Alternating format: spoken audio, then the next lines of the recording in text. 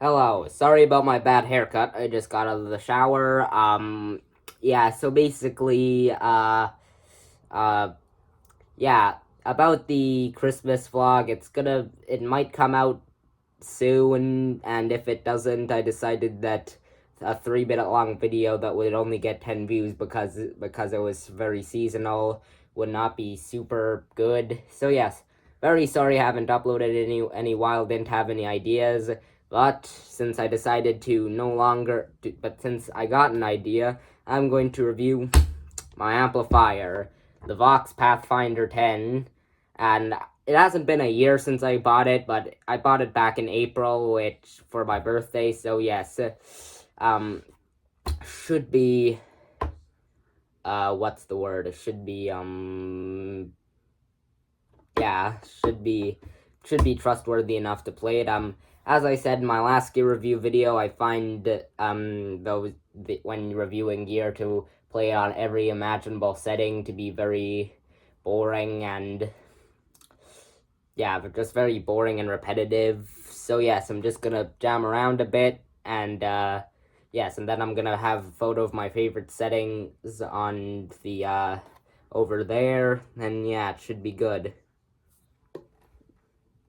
Before I start recording it, I'd just like to break it down. It's a very small amp, but it's still, yeah, it's a very small amp, but still, under the right conditions in a small room with everything absolutely stamping, this little bastard can be quite loud.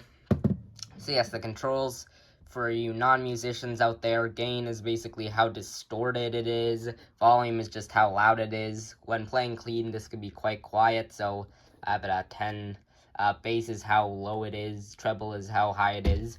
This is modeled after a classic amplifier, and it doesn't have a mid control, but Voxes tend to be quite midi, so it won't be perfect, but if you ever want to scoop the mids, you have to turn the bass and treble to 10. And anything kind of below 8 is still gonna give the bass a lot of, not the bass, the mid-range a lot of power.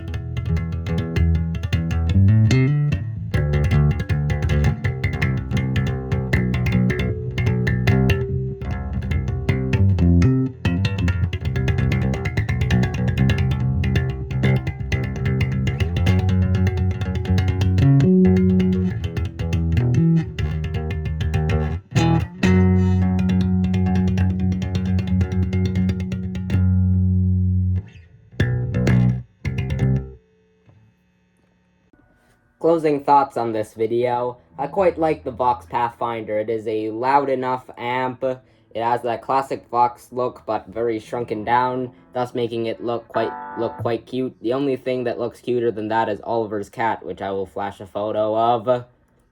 Yeah. But anyway, yeah, a few things about the, is that basically, it's actually quite cheap for small amp standards. I mean, it's about $150. I mean, the orange 3-watt amp is about $100, and this is 10 watts. I mean, you're still not going to be powering a stadium with this, but I mean, still, it is still quite a lot of power for not much money. I mean, what I recommend it is for,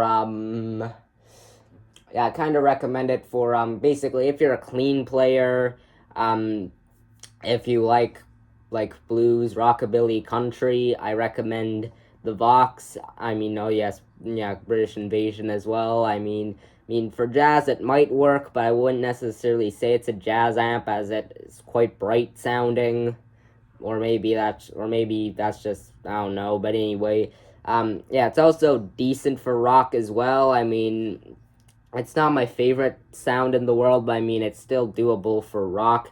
I don't recommend it for, like, modern metal, because, I mean, it has enough gain to do, like, classic metal and, like, classic rock and hard rock and stuff, but I mean, I don't think it has enough gain to chug, if you know what I mean. So yes, yeah, it's a good amp if you're mostly gonna be playing clean, but it's also not a bad amp if you're gonna be playing dirty sometimes.